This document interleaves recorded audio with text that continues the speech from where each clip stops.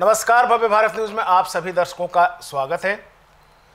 जो पित्त को और कफ का शमन करें, खून का शोधन करें, शरीर की गर्मी को शांत करें, ऐसे शीतल और रोगनाशक वृक्ष का नाम क्या है? जानते तो आप सभी हैं, सबके घर के पास में भी होता है, लेकिन इसके गुण क्या हैं ये शायद आपको नहीं पता है। एक और बात है जिस पर मैं प्रकाश डालना चाहूँगा। लोग इस पेड़ को शीतल माता का भी वृक्ष कहते हैं। अब आपको क्लियर हो गया होगा कि हमारा इशारा किस ओर है। इसके फायदे क्या हैं और किस तरह से इसका प्रयोग किया जा सकता है, इस सभी विषय पर चर्चा के लिए हमारे साथ आज भी गायत्री सिद्ध पंडित, वयोवृद्ध वैद्य लक्ष्मण दास रतन भारद्वाज जी मौजूद हैं। उनसे चर्चा करेंगे, लेकिन इसके पहले हम जानेंगे कि ये नीम है क्या और इसके गुण क्या है। तो 2 मिनट की जानकारी है, जरा मैं आपको जानकारी दे दूं, फिर इसके बाद हम बाबा जी से बात करेंगे और जानेंगे कि नीम कितना उपयोगी है हमारे लिए। अगर हम देखें तो आयुर्वेद में नीम की जो प्रकृति है वो कड़वी होती है, कसैली होती है और इसकी जो तासीर है वो शीतल होती है। पित्त और कफ का शमन करता है, रक्त को शुद्ध करता है, शरीर की गर्मी यानी ऊष्मा को शांत करता है। ये सब इसकी प्रकृति है। अब नीम को शीतल माता से क्यों जोड़ा जाता है? तो शीतल माता से इसलिए जोड़ा जाता है कि इसका संबंध चेचक, त्वचा रोग, संक्रमण और बुखार से भी माना जाता है। यानी कि यह एंटीवायरल भी है, एंटीबैक्टीरियल भी है और इसमें कहिए तो डिटॉक्सिफाइंग क्षमता भी है। शीतलता तो इसमें है ही, आपको पता ही है। पुराने समय में जब चेचक होता था तो मरीज़ के कमरे में नीम के पत्ते रखे जाते थे। ऐसा क्यों? क्योंकि इसकी जो अंदर की जो हवा है, रोगी के पास की जो हवा है वो शुद्ध रहे, संक्रमण न फैले तथा त्वचा में जो जलन है वो कम हो। नीम की उत्पत्ति कहाँ से होती है? तो नीम की जो उत्पत्ति है वो भारत, बांग्लादेश, म्यांमार और नेपाल में प्रमुखता से मानी जाती है। नीम तो हमारे देश की उत्पत्ति है, लेकिन गलती से यानी कि ये कहिए कि चुरा के विदेशियों ने इसका पेटेंट करा लिया था। 1990 के दशक में अमेरिका और यूरोप दोनों ने इसको अपना पेटेंट बना लिया था, लेकिन जब ये बात भारत को पता चली तो 2005 में इसे चुनौती दिया गया और फिर इसको रद्द कराया गया। यानी कि अब इसका पेटेंट भारत के पास ही है। वैज्ञानिक नाम अगर इसका हम देखें तो ये है अजादिरेक्टा इंडिका, इसका वैज्ञानिक नाम है। और अगर दुनिया में ये सबसे कहाँ पाया जाता है तो इसमें देखें हम कि ये भारत में पाया जाता है और विश्व में पाए जाने वाले नीम के पेड़ों में से 60 से 70% उत्पादन इसका भारत में होता है, जो हमारे और आपके घर के आसपास देखने को मिल जाएगा, हमारे आपके बाड़े में भी देखने को मिल जाएगा, शहरों में सड़क के किनारे देखने को मिल जाएगा। घर में तो नहीं होता है, लेकिन शहरों में सड़क के किनारे आपको देखने को मिल जाएगा। इसकी अगर हम वो बताएं कि भारत में कहाँ कहाँ इसका है, तो राजस्थान, उत्तर प्रदेश, मध्य प्रदेश, बिहार, तमिलनाडु में नीम की उत्पादन की है वो अग्रणीय होती है। अब नीम के पत्ते से लेकर और जड़ तक इसका उपयोग क्या है, तो आपको बता दें कि नीम के पत्ते से क्या होता है, ये रक्त शोधन करता है, त्वचा रोग में काम आता है, खुजली में काम आता है, मधुमेह यानी कि शुगर को नियंत्रित करता है, बुखार में काम आता है। और अगर नीम की छाल की हम बात करें तो एंटीसेप्टिक है, मसूड़ों की सूजन को रोकता है और दस्त को भी ये रोकता है। इन सारे विषय पर हम बाबा जी से चर्चा करेंगे कि कैसे आखिर करता है अभी। अब नीम के तेल की अगर हम बात करें यानी कि सीड ऑयल की बात करें तो ये फंगल इन्फेक्शन को रोकता है, खुजली खाज को रोकता है, बालों में जूं जो होते हैं उसको भी ये हटाता है और कीटनाशक के रूप में इसका उपयोग किया जाता है। फल जिसको हम वैसे फेंक देते हैं, जिसमें लगता है कि बदबू आता है, उसका क्या उपयोग है? तो जो नीम की निबोली है वो होता है, इसमें पेट के कीड़े को मारता है और स्किन केयर औषधि बनाने में भी इसका काम आता है। जो निबोली है वो कीटनाशक होता है। खेतों में इसका ऑर्गेनिक पेस्टिसाइड बनाया जाता है अब हम बात करते हैं इसकी जड़ की। तो इसमें जड़ की अगर अब बात करें तो ये दर्द निवारक होता है और बुखार में भी काम आता है। नीम के फूल को अगर हम देखें तो ये पाचन में काम आता है, भूख न लगना है उसको बढ़ाने में काम आता है, और पित्त संतुलन, कफ और पित्त को संतुलन करने में भी इसका काम आता है। यानी अगर हम देखें तो आयुर्वेद का जो प्रयोग हम करते हैं उसमें इसका काढ़ा बनाने में काम आता है, चूर्ण बनाने में काम आता है, नीम तेल बनाने में काम आता है, नीम घन बट्टी बनाने में काम आता है, और साबुन बनाने में भी काम आता है, फेस पैक, अर्क और लेप भी बनाने में इसका काम आता है। सिर्फ आयुर्वेद में नहीं, एलोपैथिक में भी अगर हम जाएं, एलोपैथ में भी जाएं तो ये एंटीसेप्टिक क्रीम भी बनाने में काम आता है। फिर अगर देखें इसमें तो टूथपेस्ट बनाने में काम आता है, एंटीबैक्टीरियल साबुन बनाने में काम आता है, और मच्छर भगाने के लिए इसका सबसे अच्छा उपयोग किया जाता है। आम लोग अभी तक इसका इस्तेमाल कैसे करते आ रहे हैं वो भी हम आपको बता देते हैं। त्वचा रोग में नीम पानी से स्नान किया जाता है, दांत साफ करने के लिए नीम दातुन का इस्तेमाल होता है, और बाल झड़ने में नीम की खुशबू वाला तेल लगाया जाता है। फंगल, खुजली, इनमें भी नीम का इस्तेमाल किया जाता है। चूँकि नीम हमेशा ऑक्सीजन छोड़ता है, यानी कि पीपल के बाद का अगर हम देखें तो पीपल के बाद सबसे ज़्यादा ऑक्सीजन छोड़ने वाला अगर कोई पौधा है तो वो नीम है। लेकिन वो अगर हम ये कहें कि नीम के पेड़ के नीचे अगर किसी पेशेंट को रखते हैं तो उसके स्वास्थ्य में सुधार होगा, लेकिन नीम उसके लिए हमेशा एक औषधि के रूप में काम करे ऐसा नहीं माना जा सकता है। अब हम बात करेंगे बाबा जी से कि बाबा जी जिस रोग में इसका इस्तेमाल करते हैं वो सरल से सरल विधि आपको बताएंगे, क्योंकि यही एक पेड़ है आपके जो शरीर को स्वस्थ रख सकता है बिना किसी वैद्य का। लेकिन अगर आप वैद्य के संपर्क में रहकर अगर इसका इस्तेमाल करें तो ज़्यादा अच्छा होगा, क्योंकि ज़्यादा ले लेने पर आँख पे भी असर डालता है ये भी, और भी कई चीज़ों में नुकसान पहुंचा देगा। तो इसलिए बेहतर होगा कि आज हम वो जो नुस्खे हैं, जो दवाइयाँ हैं जिससे बाबा जी औषधि बनाते हैं और आप लोगों तक पहुंचाते हैं, उसके बारे में हम जानें। तो स्टूडियो में स्वागत करते हैं बाबा जी, स्टूडियो में आपका बहुत बहुत स्वागत है। अब आप बताइए कि नीम की जो इतनी चीज़ें हमने बताई है इसका हम उपयोग कैसे करें और आप किस तरह से इन दवाइयों को बनाकर जनता तक पहुंचाते हैं? देखिए, सबसे बड़ी बात तो यह है कि नीम के पेड़ की एक सबसे बड़ी विशेषता है कि ऋतु के अनुसार ही अपना पूरा काम करता है। गर्मियों में जब बहुत ज़्यादा लू चलती है तो इसके पेड़ के नीचे चारपाई लगा के सोते हैं, इसमें आपको पसीना नहीं आता, लू नहीं लगती। जी जी। सबसे बड़ा सर्दी के मौसम में पत्ते झड़ जाते हैं, इसके नीचे यदि हम चारपाई लगा के सोएंगे तो धूप भी अच्छी आती है, धूप कोई रोकता नहीं है। पतली पतली पत्तियाँ होती हैं इसलिए पत्तियाँ सारी झड़ जाती हैं। अच्छा, झड़ जाती है इसका, अल्फ नंगा हो जाता है। बरसात ऋतु में इसमें नई पत्तियाँ आना शुरू होती हैं और इसके साथ साथ इसमें फूल आने शुरू होते हैं। अप्रैल महीने में पूरा पेड़ ढक जाता है और जो इसके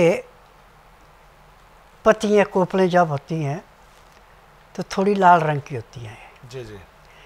21 दिन तक 7 पत्ते नीम के, आधा चम्मच अजवाइन का यदि आप 21 दिन लगातार खा लेते हैं बसंत ऋतु में, सुबह खाली पेट, तो 1 साल के लिए आपको बुखार, खुजली, खाज कुछ नहीं होगा।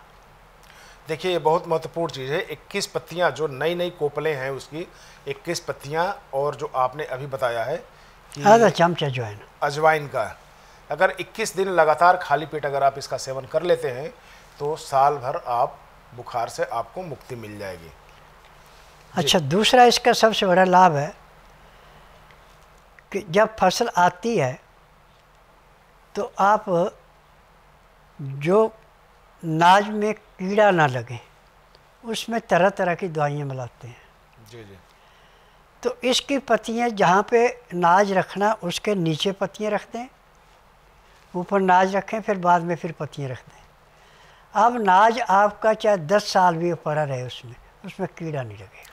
लेकिन जो अनाज में जो स्मेल आएगी वो खराब नहीं होगा? नीम ना का ना स्मेल? ना ना ना, स्मेल नहीं आती।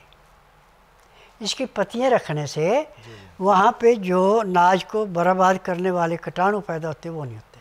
मतलब सूखी पत्तियां रखी जाए या गीली पत्तियां? चाहे आप सूखे रख दो या गीली रख दो।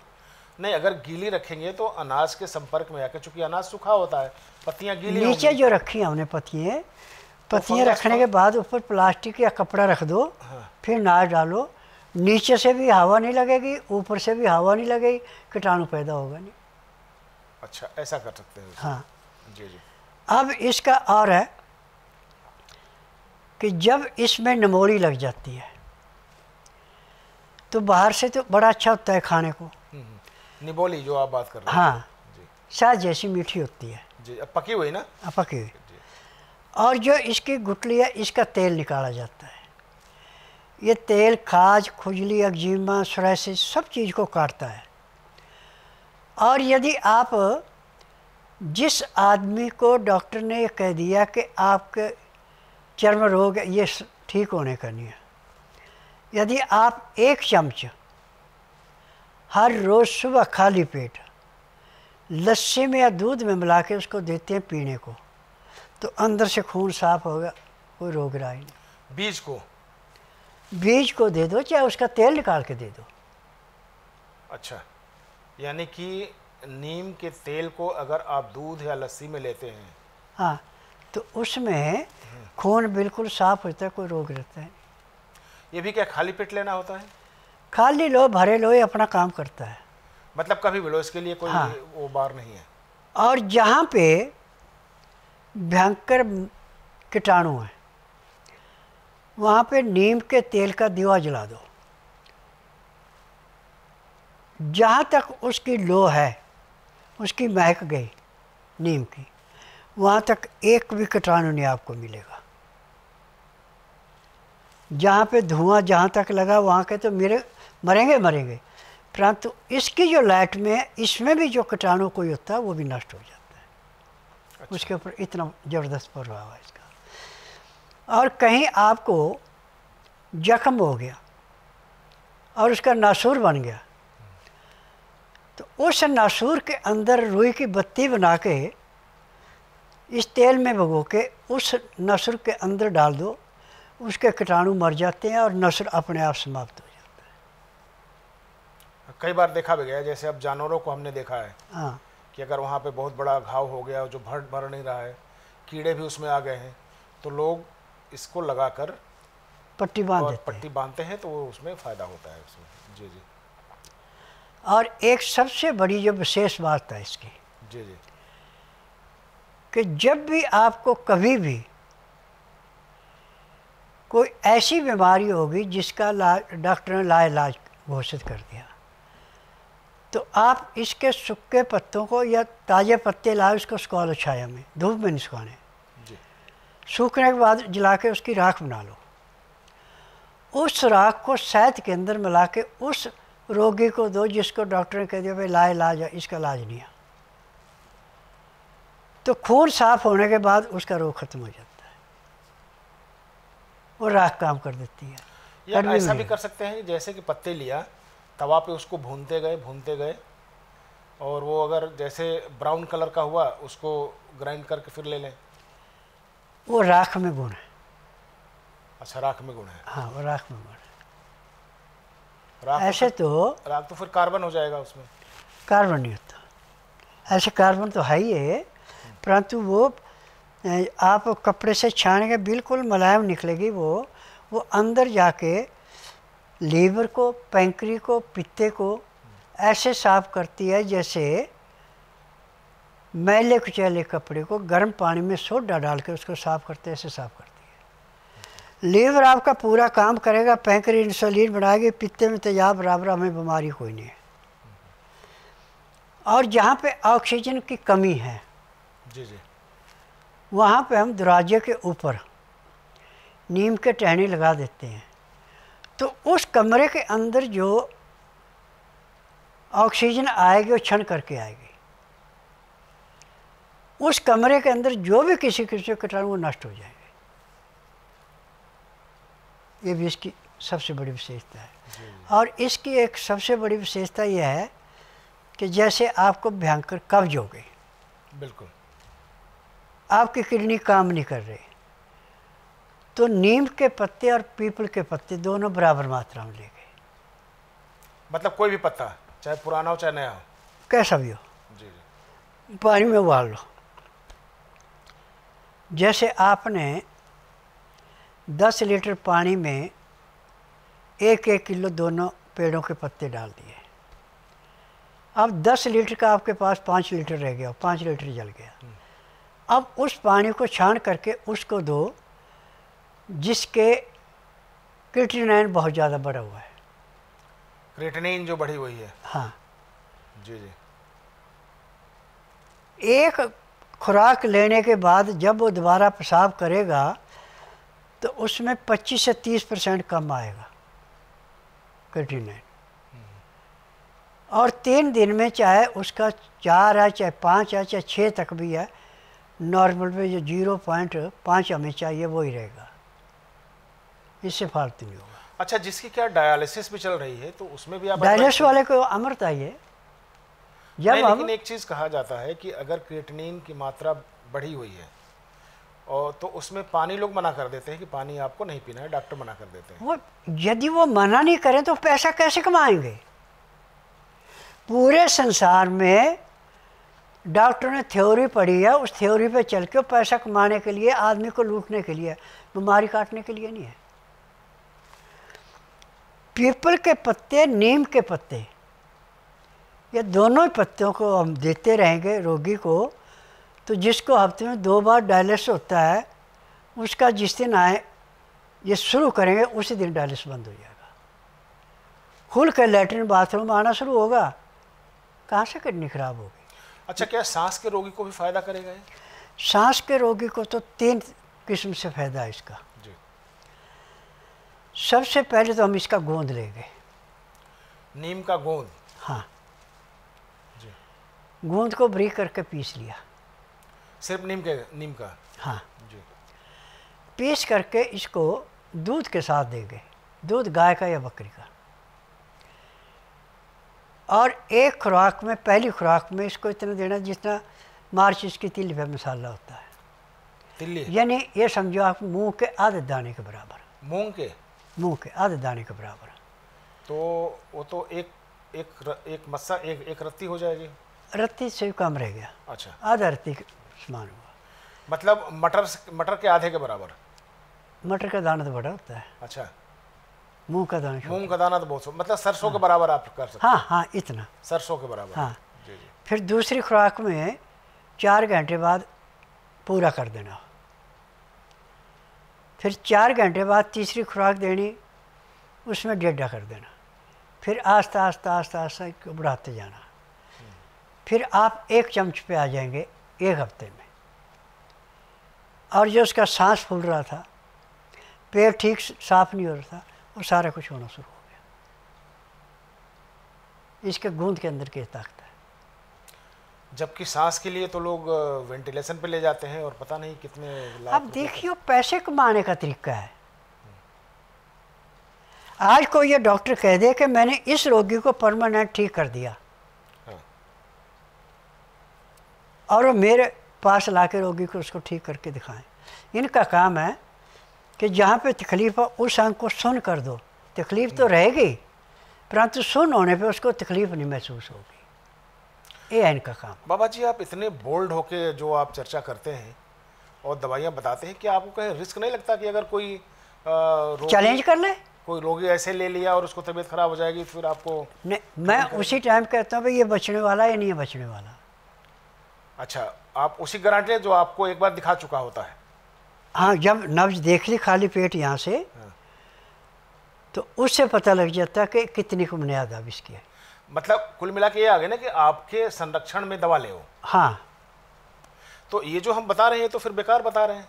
नहीं नहीं, बेकार नहीं है। हाँ। लाभ तो ये भी देगा, लाभ देगा, लाभ में कमी नहीं आएगी। परंतु इसमें यह है कि चाय नहीं देनी पीने को, ठंडा पानी नहीं पीने को देना, पानी हमेशा गुनगुना पिएगा, और पानी के अंदर लहसुन प्याज अदरक का रस मिला के पिएगा। लहसुन प्याज अदरक आप किसी भी रोगी को दे सकते हैं, कभी भी दे सकते हैं। हाँ, कभी भी दे सकते हैं। और जो नज़ले जुखाम का रोगी है, निमोनिया का रोगी है, इसके लिए नींबू सबसे उत्तम है।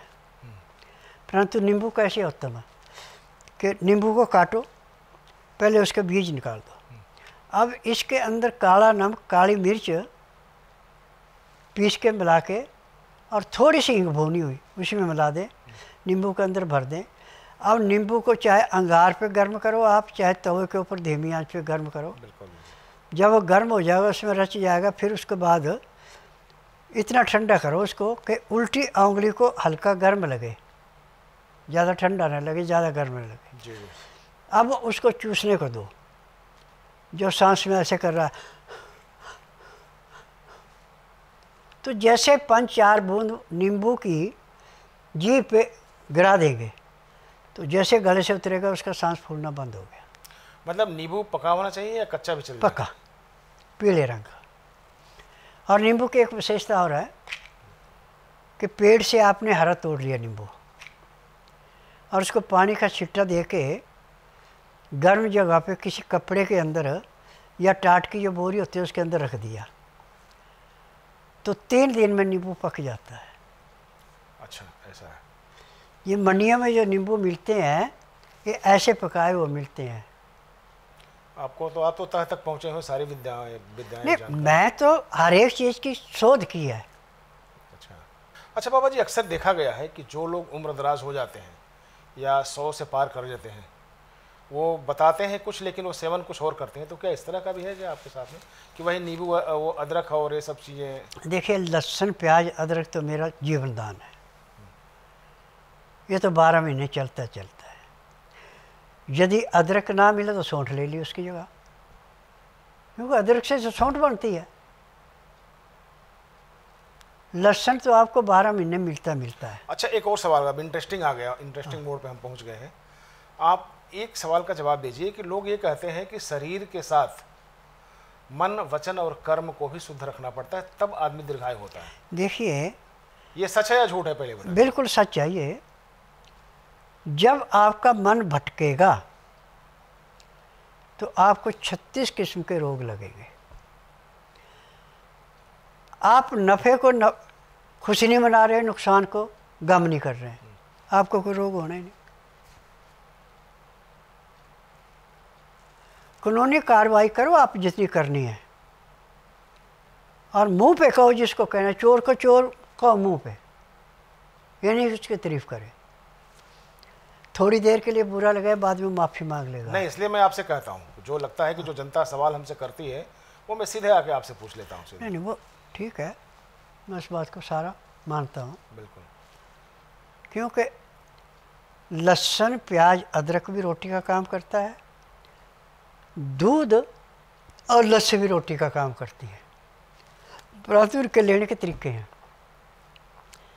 लस्सी तो आप दिन में चाहे 10 बार लेनी गर्म करके, चाहे सर्दी का मौसम है चाहे गर्मी का है। लस्सी को गर्म करके? हाँ, हल्की गर्म करके, ठंडी नहीं लेनी। अच्छा, ठंडी नहीं लेनी? हाँ। गाय के बकरी के दूध की है तो सोने पे सुहागा है, नहीं तो भैंस के दूध की भी ले सकते हैं आप, या फिर सोयाबीन के दूध की ले लो। अच्छा, ये आपको नुकसान नहीं करेगा। जी जी जी। अब हम आते हैं नीम पर। आपने इस एपिसोड में बहुत अच्छी जानकारी दी अपने बारे में भी। हम नीम पे आते हैं, तो नीम का जो अल्टीमेट है, आपने उसमें कौन सी अभी दवाई बनाई है जो सबसे कारगर है आपका? नीम की दवाई एक नहीं, मेरी कम से कम 50 से 60 दवाइयाँ हैं जिनमें नीम इस्तेमाल होता है। अब इसमें हम ज़्यादा काम तो पत्ते से करते हैं, छाल से भी करते हैं। अब जिसको डॉक्टर ने कह दिया भाई अब ये चर्म रोग आपका ऐसा है कि ये ज़िंदगी में कभी ठीक नहीं हो सकता, इसका कोई इलाज नहीं है, उसे हम नीम के तेल की मालिश कराएंगे और ख़त्म हो गया। चर्म अब रोग नीम का तेल नहीं है जी जी, तो आप नीम के पत्तों को पानी में उबाल के या बकैन के पत्तों को पानी में उबाल के उससे स्नान करवाना शुरू कर दो। और नीम के पत्ते और पीपल के पत्ते बराबर मात्रा में लेके पानी में उबाल करके पिलाना शुरू कर वो दो। पिलाना शुरू कर दो, वो ख़त्म हो गया। चर्म रोग दो तरह के होते हैं, एक तो हो जाता है जैसे सोराइसिस होता है, स्किन फटने लगता है, और दूसरा जो होता है जो बाद में कैंसरस भी हो जाता है, कैंसर स्किन कैंसर भी हो जाता है। दूसरा जो है जो सफ़ेद होने लगता है वो तो क्या- कुष्ठ रोग है कुष्ठ रोग है। तो स्किन रोग तो है ना ये, ना, है तो स्किन तो क्या क्या है? उसमें भी फायदा है? नहीं, फायदा उसमें है, उसमें कम है, उसमें और चीज़ें हैं। ये सफ़ेद दाग कैसे पड़ते हैं? आप नमक के साथ दूध ले रहे हैं, आपको सफ़ेद दाग पड़ेंगे। जैसे कोई चीज़ अगर नमक का आपने खाया और फिर तुरंत आपने दूध ले लिया। पराठा बनाते हैं उसके साथ दूध लेते हैं। अच्छा, पराठे और दूध नहीं लेना चाहिए इसका हाँ। मतलब एक साथ में। मूली दूध नहीं लेना चाहिए, मूली दूध नहीं लेना चाहिए। और मीट या मछली खा के दूध नहीं लेना चाहिए। या दूध पी रखा है तो 4 घंटे तक इन चीज़ों का प्रयोग नहीं करना चाहिए। ये तीनों करने पर सफ़ेद कुष्ठ रोग यानी हो जाएगा। हाँ, ये चलिए, तो आज के एपिसोड में बस इतना ही। आपने देखा कि नीम हमारे लिए कितना गुणकारी है, फ़ायदेमंद है, जो हर घर में या हर घर के आसपास तकरीबन ज़रूर मिल जाता है। अगर आपको स्वस्थ रहना है, मस्त रहना है, और ये अगर आपको जानना है कि हमारे आसपास इतने बड़े बड़े हॉस्पिटल पड़े हैं, वहाँ तक हम ना पहुँचे, तो नीम के बारे में आप जानिए और इस एपिसोड को ज़रूर देखिए। और देखने के बाद जितना हो सकता है आप इसको सब्सक्राइब कर लें। सब्सक्राइब करने के बाद इसको फॉरवर्ड भी करें, ताकि नीम के औषधीय गुणों के बारे में आप सभी को जानकारी हो सके। जो लोग पैसा नहीं खर्च कर सकते वो अपने जीवन को आगे बढ़ा लें। तो आज के एपिसोड में इतना ही, अगले एपिसोड में फिर मिलेंगे। तब तक के लिए नमस्कार। बाबा जी आपको भी बहुत बहुत नमस्कार। धन्यवाद।